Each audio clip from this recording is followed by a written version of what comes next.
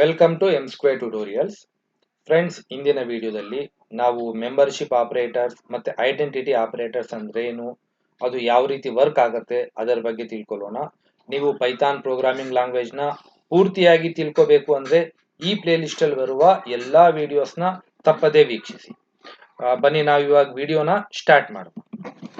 ಹಿಂದಿನ ವಿಡಿಯೋಸ್ ಅಲ್ಲಿ ನಾವು ಆಪರೇಟರ್ಸ್ ಅಂದ್ರೆ ಏನು, ಡಿಫ್ರೆಂಟ್ ಆಪರೇಟರ್ಸ್ ಏನೇನಿದೆ ಅದರ ಬಗ್ಗೆ ನೋಡಿದೀವಿ.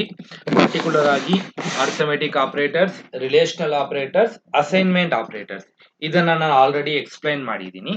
ಅದು ನಿಮ್ಗೆ ಗೊತ್ತಿಲ್ಲ ಅಂದ್ರೆ ಅದರ ಇವೆಲ್ಲ ಪ್ಲೇ ಲಿಸ್ಟ್ ಅಲ್ಲಿ ಇದೆ, ನೀವು ಅಲ್ಲಿ ಹೋಗಿ ನೀವು ಈ ವಿಡಿಯೋಸ್ ನ ನೋಡಬಹುದು. ಇಂದಿನ ವಿಡಿಯೋದಲ್ಲಿ ನಾವು ಮೆಂಬರ್ಶಿಪ್ ಆಪರೇಟರ್ ಮತ್ತೆ ಐಡೆಂಟಿಟಿ ಆಪರೇಟರ್ ಬಗ್ಗೆ ತಿಳ್ಕೊಳ್ಳೋಣ. First, membership operator. ಈ ಮೆಂಬರ್ಶಿಪ್ ಆಪರೇಟರ್ ನ ನಾವ್ ಏನಕ್ಕೆ ಯೂಸ್ ಮಾಡ್ತೀವಿ ಅಂದ್ರೆ, ಒಂದು ವ್ಯಾಲ್ಯೂ ಒಂದು ಇನ್ನೊಂದು ಡೇಟಾ ಸೀಕ್ವೆನ್ಸ್ ಅಲ್ಲಿ ಇದೆಯಾ ಇಲ್ವಾ ಅದನ್ನ ಚೆಕ್ ಮಾಡಕ್ಕೆ ನಾವು ಈ ಮೆಂಬರ್ಶಿಪ್ ಆಪರೇಟರ್ ನ ಯೂಸ್ ಮಾಡ್ತೀವಿ. ಇದರ ರಿಟರ್ನ್ ವ್ಯಾಲ್ಯೂ ಯಾವಾಗ್ಲೂ ಟ್ರೂ ಇರುತ್ತೆ, ಇಲ್ಲ ಅಂದ್ರೆ ಫಾಲ್ಸ್ ಇರುತ್ತೆ. ಟ್ರೂ ಅಂತ ಔಟ್ಪುಟ್ ಬರುತ್ತೆ, ಇಲ್ಲ ಅಂದ್ರೆ ಫಾಲ್ಸ್ ಅಂತ ಬರುತ್ತೆ. ಇಷ್ಟೇ, ಇದು ಬಿಟ್ಟು ಬೇರೆದ್ ಬರಲ್ಲ. ಎರಡು ರೀತಿಯ ಮೆಂಬರ್ಶಿಪ್ ಆಪರೇಟರ್ಸ್ ಇದೆ. ಒಂದು ಇನ್ ಆಪರೇಟರ್, ಇನ್ನೊಂದು not in operator. In operator ಅಂದ್ರೆ ಇದು ಯಾವ ರೀತಿ ವರ್ಕ್ ಆಗುತ್ತೆ ಅಂದ್ರೆ, ನಾವು ಒಂದು ವ್ಯಾಲ್ಯೂನ ಚೆಕ್ ಮಾಡಿದಾಗ ಆ ವ್ಯಾಲ್ಯೂ ಒಂದು ಸೀಕ್ವೆನ್ಸ್ ಅಲ್ಲಿ ಇದ್ರೆ, ಪ್ರೆಸೆಂಟ್ ಇದ್ರೆ ಇದರ ಔಟ್ಪುಟ್ ಟ್ರೂ ಬರುತ್ತೆ, ಇಲ್ಲ ಅಂದ್ರೆ ಫಾಲ್ಸ್ ಅಂತ ಬರುತ್ತೆ. ಅರ್ಥ ಆಯ್ತಲ್ಲ? ಒಂದು ವ್ಯಾಲ್ಯೂ ಒಂದು ಸೀಕ್ವೆನ್ಸ್ ಅಲ್ಲಿ, ಒಂದು ಡೇಟಾ ಟೈಪ್ ನಾವು ತಗೊಳ್ಳೋ ಒಂದು ಸೀಕ್ವೆನ್ಸ್ ಅಲ್ಲಿ ಈ ಪ್ರೆಸೆಂಟ್ ಇದ್ರೆ ಟ್ರೂ ಅಂತ ಬರುತ್ತೆ, ಇಲ್ಲ ಅಂದ್ರೆ ಫಾಲ್ಸ್ ಅಂತ ಬರುತ್ತೆ. ನಾಟ್ ಇನ್ ಆಪರೇಟರ್ ಇದು ಎಕ್ಸಾಕ್ಟ್ ಇದಕ್ಕೆ ಆಪೋಸಿಟ್ ಆಗಿ ಬರುತ್ತೆ. ಒಂದು ವ್ಯಾಲ್ಯೂ ಪ್ರೆಸೆಂಟ್ ಇಲ್ಲ ಅಂದ್ರೆ ಟ್ರೂ ಅಂತ ಬರುತ್ತೆ, ಇದ್ರೆ ಫಾಲ್ಸ್ ಅಂತ ಬರುತ್ತೆ. ಅರ್ಥ ಆಯ್ತಲ್ಲ? ಇದು ನಾನು ಪ್ರಾಕ್ಟಿಕಲ್ ಆಗಿ ಮೊದಲು ಎಕ್ಸ್ಪ್ಲೈನ್ ಮಾಡ್ತೀನಿ ನಿಮ್ಗೆ, ಇದು ಯಾವ ರೀತಿ ವರ್ಕ್ ಆಗುತ್ತೆ ಅಂತ. ಬನ್ನಿ, ಫಸ್ಟ್ ನೋಡಿ, ನಾನು ಆಲ್ರೆಡಿ ಇಲ್ಲಿ ಐಡಿಯಲ್ಲಿ ಪೈಥಾನ್ ಶೆಲ್ ನ ಓಪನ್ ಮಾಡಿದ್ದೀನಿ.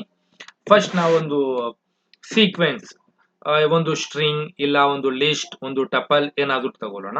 ಫಾರ್ ಎಕ್ಸಾಂಪಲ್ ನಾನು ಒಂದು ಸ್ಟ್ರಿಂಗ್ ತಗೊಂತೀನಿ. ಮೊದಲು str is equal to computer save ಮಾಡಿದ್ದೀನಿ. ನಾವು ಒಂದು ಕ್ಯಾರೆಕ್ಟರ್ ಇಲ್ಲ ಕಲೆಕ್ಷನ್ ಆಫ್ ಕ್ಯಾರೆಕ್ಟರ್ಸ್ ಈ str ಒಳಗಡೆ ಇದೆಯಾ ಇಲ್ವಾ ನಾವು ಚೆಕ್ ಮಾಡ್ಬೇಕು. ಇವಾಗ ಫಾರ್ ಎಕ್ಸಾಂಪಲ್ ಇವಾಗ ನಾನು ಚೆಕ್ ಮಾಡಬೇಕು ಎಂ ಅನ್ನೋದು ಇದ್ರಲ್ಲಿ ಇದೆಯಾ ಇಲ್ವಾ ಅಂತ. ಎಂ ಇನ್ str ಇದು ಬರೆದಾಗ ಇವಾಗ ಎಂ ಅನ್ನೋದು ಈ str ಅನ್ನೋ ಸ್ಟ್ರಿಂಗ್ ಒಳಗಡೆ ಈ ಕ್ಯಾರೆಕ್ಟರ್ ಇದ್ರೆ ಔಟ್ಪುಟ್ ಟ್ರೂ ಅಂತ ಬರುತ್ತೆ, ಇಲ್ಲ ಅಂದ್ರೆ ಫಾಲ್ಸ್ ಅಂತ ಬರುತ್ತೆ. ನೋಡಿ, ಎಂ ಕಂಪ್ಯೂಟರ್ ಒಳಗಡೆ ಇದೆ, ಸೊ ಇದರ ಔಟ್ಪುಟ್ ಟ್ರೂ ಅಂತ ಬರುತ್ತೆ. ಫಾರ್ ಎಕ್ಸಾಂಪಲ್ ಇನ್ನೊಂದು ಎನ್ ಚೆಕ್ ಮಾಡೋಣ. ನಾವು ಇದೆ ಕ್ಯಾಪಿಟಲ್ ಎಂ ತಗೊಂತೀನಿ. ಇವಾಗ ಕ್ಯಾಪಿಟಲ್ ಎಂ ಇನ್ str ಇವಾಗ ನೋಡಿದ್ರೆ ನೋಡಿ ಕ್ಯಾಪಿಟಲ್ ಎಂ, ಯಾಕಂದ್ರೆ ಔಟ್ಪುಟ್ ಇವಾಗ ಫಾಲ್ಸ್ ಬರುತ್ತೆ, ನೀವು ನೋಡಬಹುದು. ಯಾಕಂದ್ರೆ ಪೈಥಾನ್ ಪ್ರೋಗ್ರಾಮಿಂಗ್ ಲ್ಯಾಂಗ್ವೇಜ್ ಇದು case sensitive programming language. Capital letters ಮತ್ತೆ ಸ್ಮಾಲ್ ಲೆಟರ್ಸ್ ಅಂದ್ರೆ ಅಪ್ಪರ್ ಕೇಸ್ ಲೆಟರ್ಸ್ ಮತ್ತೆ ಲೋಯರ್ ಕೇಸ್ ಲೆಟರ್ಸ್ ನ ಸೆಪರೇಟ್ ಆಗಿ ಇದು ಐಡೆಂಟಿಫೈ ಮಾಡುತ್ತೆ. ಎರಡು ಸೆಪರೇಟ್. ಇಲ್ಲಿ ನಾವು ಬರ್ದಿರೋ ಕಂಪ್ಯೂಟರ್ ಅಲ್ಲಿ ಸ್ಮಾಲ್ ಎಂ ಇದೆ ಲೋಯರ್ ಕೇಸ್ ಅಲ್ಲಿ, ಅದಕ್ಕಾಗಿ ಟ್ರೂ ಬಂದಿದೆ. ಕ್ಯಾಪಿಟಲ್ ಎಂ ಇಲ್ಲ, ಅದಕ್ಕಾಗಿ ಫಾಲ್ಸ್ ಬಂದಿದೆ. ಅರ್ಥ ಆಯ್ತಲ್ಲ ಇದು ಯಾವ ರೀತಿ ವರ್ಕ್ ಆಗುತ್ತೆ ಅಂತ. ಇದೇ ರೀತಿ ನಾವೊಂದು ಲಿಸ್ಟ್ ತಗೊಳ್ಳೋಣ. ನೋಡಿ, ನಾನು ಇಲ್ಲಿ ಸೆಪರೇಟ್ ಆಗಿ str ಅಂತ ವೇರಿಯೇಬಲ್ ತಗೊಂಡು ಮಾಡಿದ್ದೀನಿ, ಹೀಗೂ ಮಾಡಬಹುದು, ಇಲ್ಲ ಡೈರೆಕ್ಟ್ ಆಗಿ ಇಲ್ಲೇ ಇನ್ ಆದ್ಮೇಲೆನು ಬರೀಬಹುದು. ಫಾರ್ ಎಕ್ಸಾಂಪಲ್ ಒಂದು ನಂಬರ್ 5 ಇನ್ ಒಂದು ಲಿಸ್ಟ್ ಅಲ್ಲಿ ನಾನು ಚೆಕ್ ಮಾಡ್ತೀನಿ ಇದೆಯಾ ಇಲ್ವಾ ಅಂತ. ಒಂದು ಲಿಸ್ಟ್ ಫಾರ್ ಎಕ್ಸಾಂಪಲ್ 1 2 4 7 8 ಒಂದು ಲಿಸ್ಟ್ ಇದೆ.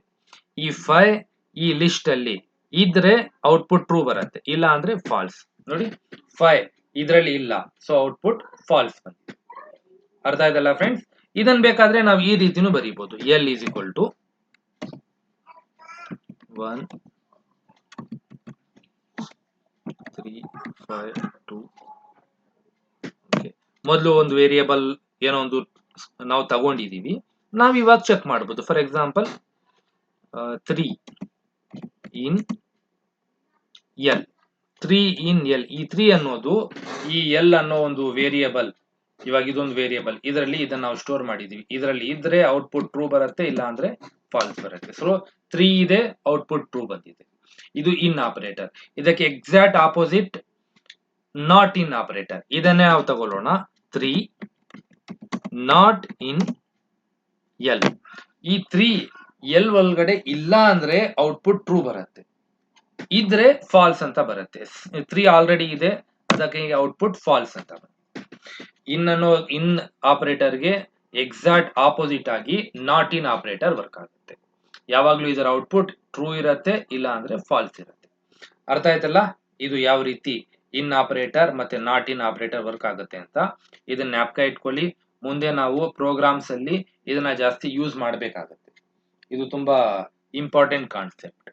ನೆಕ್ಸ್ಟ್ ಬನ್ನಿ, ನೆಕ್ಸ್ಟ್ ನಾವು ನೋಡೋಣ next type of operators, identity operators. ಈ ಐಡೆಂಟಿಟಿ ಆಪರೇಟರ್ಸ್ ನ ನಾವು ಯೂಸ್ ಮಾಡ್ತೀವಿ ಒಂದು ವೇರಿಯೇಬಲ್ ಡೇಟಾ ಟೈಪ್ ಏನಿದೆ ಅಂತ ಚೆಕ್ ಮಾಡಕ್ಕೆ. ಡೇಟಾ ಟೈಪ್ ಅಂದ್ರೆ ಆಲ್ರೆಡಿ ನಿಮ್ಗೆ ಗೊತ್ತಿದೆ, ಇಂಟ್ ಇದೆ, ಸ್ಟ್ರಿಂಗ್ ಇದೆ, ಫ್ಲೋಟಿಂಗ್ ಪಾಯಿಂಟ್ ಇದೆ, ಲಿಸ್ಟ್, ಟಪಲ್, ಸೆಟ್, ಈ ರೀತಿ ಇದೆ.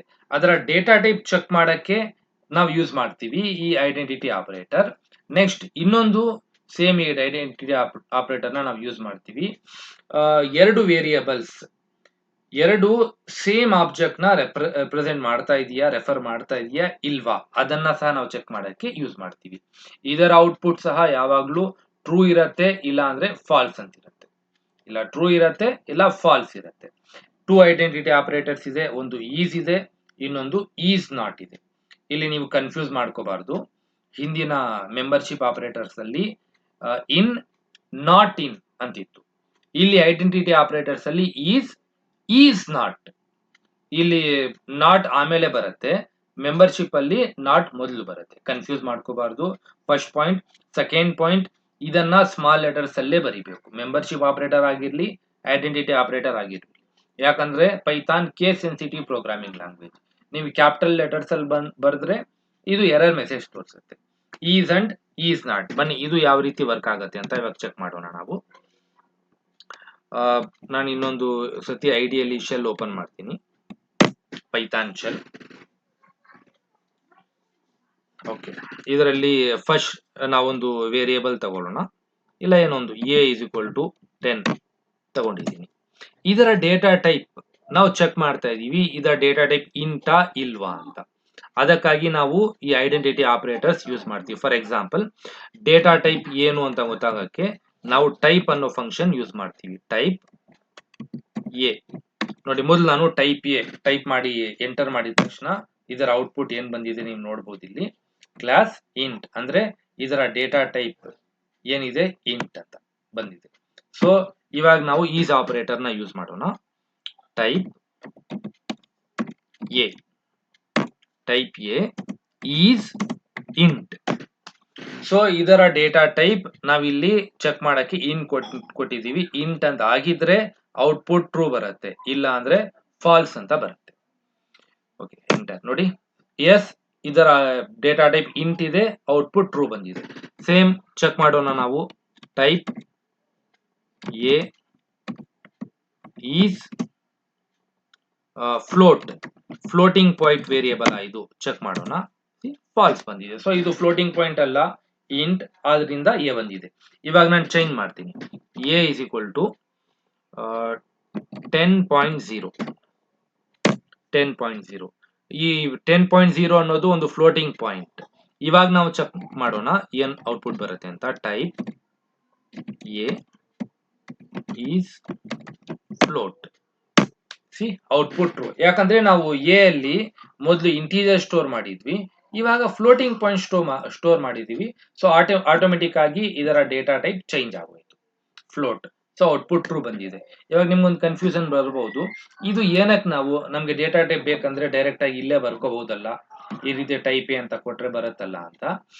ಇದು ಮುಂದೆ ಪ್ರೋಗ್ರಾಮ್ಸ್ ಬರೆಯುವಾಗ ಬೇಕಾಗತ್ತೆ. ನಾವು ಏನೋ ಒಂದು ಇಂಪಾರ್ಟೆಂಟ್ ಕಾನ್ಸೆಪ್ಟ್ ಅಲ್ಲಿ ಅದರ ಒಂದು ಡೇಟಾ ಟೈಪ್ ನ ಐಡೆಂಟಿಫೈ ಮಾಡಬೇಕಾಗತ್ತೆ. ಅದರ ಮೇಲೆ ಮುಂದಿನ ಪ್ರೊಸೀಜರ್ ಏನಂತ ಮಾಡ್ಬೇಕಾಗತ್ತೆ. ಅವಾಗ ಇದು ತುಂಬಾ ಇಂಪಾರ್ಟೆಂಟ್ ಆಗುತ್ತೆ. ಅದಕ್ಕಾಗಿ ಜ್ಞಾಪಕ ಇಟ್ಕೊಳ್ಳಿ. ಸೊ ಈಸ್ ಆಯ್ತಲ್ಲ, ಈಸ್ ನಾಟ್ ಇದಕ್ಕೆ exact opposite. Type A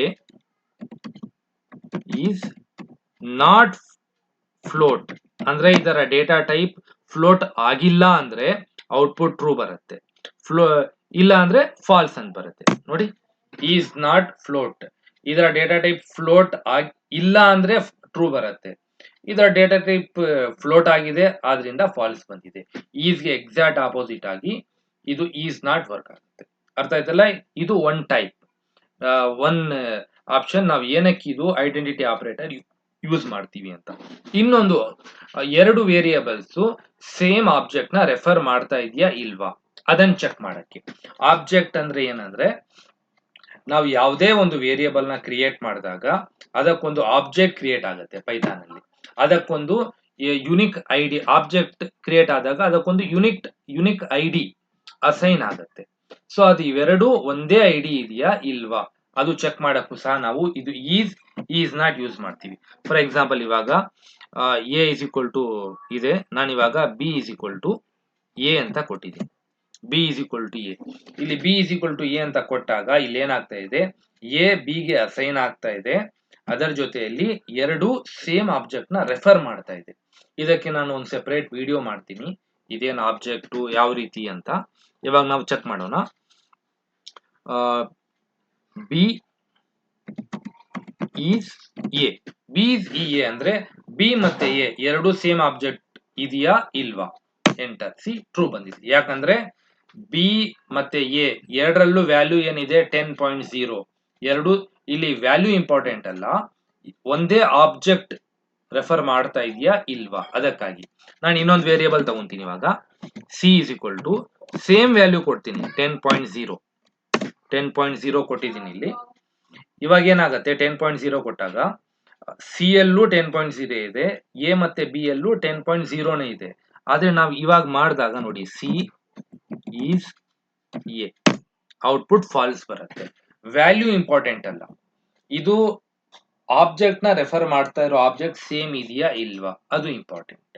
so ಈ ರೀತಿ ನಾವು ಮಾಡಿದಾಗ ಅಸೈನ್ಮೆಂಟ್ ಆಪರೇಟರ್ ಯೂಸ್ ಮಾಡಿ b is equal to A ಅಂತ ಒಂದು ವೇರಿಯೇಬಲ್ ನ ಇನ್ನೊಂದು ವೇರಿಯೇಬಲ್ ಗೆ ಅಸೈನ್ ಮಾಡಿದಾಗ ಏನಾಗತ್ತೆ, ಇದು ಒಂದು ಇಂಪಾರ್ಟೆಂಟ್ ಕಾನ್ಸೆಪ್ಟ್ ಇದು ಪೈಥಾನ್ ಅಲ್ಲಿ.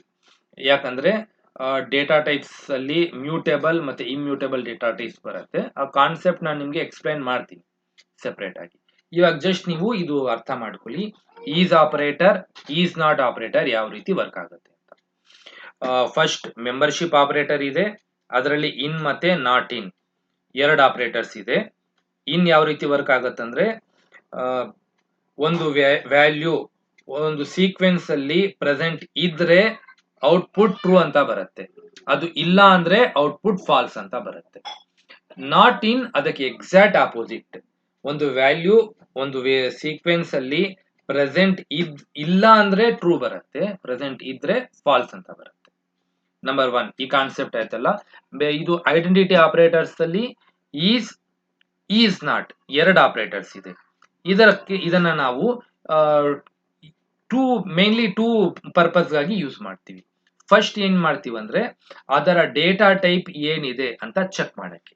ಈ ರೀತಿ ಬರ್ದಿದೀವಲ್ಲ, is int, is float, data type ಏನಿದೆ ಅದು ಚೆಕ್ ಮಾಡಕ್ಕೆ ನಾವು ಯೂಸ್ ಮಾಡ್ತೀವಿ. ನಂಬರ್ ಒನ್, ಅದು ಸೇಮ್ ನಾವು ಕೊಟ್ಟಿರೋ ಡೇಟಾ ಟೈಪ್ ಇದ್ರೆ ಟ್ರೂ ಬರುತ್ತೆ, ಇಲ್ಲ ಅಂದ್ರೆ ಫಾಲ್ಸ್ ಬರುತ್ತೆ. ನಂಬರ್ ಟೂ, ಎರಡು ವೇರಿಯೇಬಲ್ ಒಂದೇ ಆಬ್ಜೆಕ್ಟ್ ನ ರೆಫರ್ ಮಾಡ್ತಾ ಇದೆಯಾ ಇಲ್ವಾ ಅದನ್ನ ನಾವು ಚೆಕ್ ಮಾಡಕ್ಕೆ ಈಸ್ ಮತ್ತೆ ಈಸ್ ನಾಟ್ ಆಪರೇಟರ್ ನ ಯೂಸ್ ಮಾಡ್ತೀವಿ. ಇದು ಇಂದಿನ ವಿಡಿಯೋದಲ್ಲಿ. ಇದು ಸ್ವಲ್ಪ ನಿಮ್ಗೆ ಕನ್ಫ್ಯೂಸ್ ಆಗೋ ಕಾನ್ಸೆಪ್ಟ್ ಇರಬಹುದು, ಕನ್ಫ್ಯೂಸ್ ಆಗ್ಬಹುದು ನಿಮ್ಗೆ ಯಾವ ರೀತಿ ಅಂತ. ನೀವು ಇದನ್ನ ಇನ್ನ 2-3 ಸತಿ ಇದನ್ನ ನೀವು ನೋಡಿ, ಅವಾಗ ನಿಮ್ಗೆ ಈಸಿಯಾಗಿ ಅರ್ಥ ಆಗತ್ತೆ. ಏನಾದ್ರೂ ಅರ್ಥ ಆಗಿಲ್ಲ, ಇದರಲ್ಲಿ ಡೌಟ್ ಇದ್ರೆ ಪ್ಲೀಸ್ ನೀವು ಕಮೆಂಟ್ಸ್ ಅಲ್ಲಿ ತಿಳಿಸಿ. ಈ ವಿಡಿಯೋ ನಿಮ್ಗೆ ಇಷ್ಟವಾದ್ರೆ ಇದನ್ನ ಲೈಕ್ ಮಾಡಿ, ಶೇರ್ ಮಾಡಿ ಹಾಗೂ ಈ ಚಾನೆಲ್ ನ ಸಬ್ಸ್ಕ್ರೈಬ್ ಮಾಡಿ. Thank you.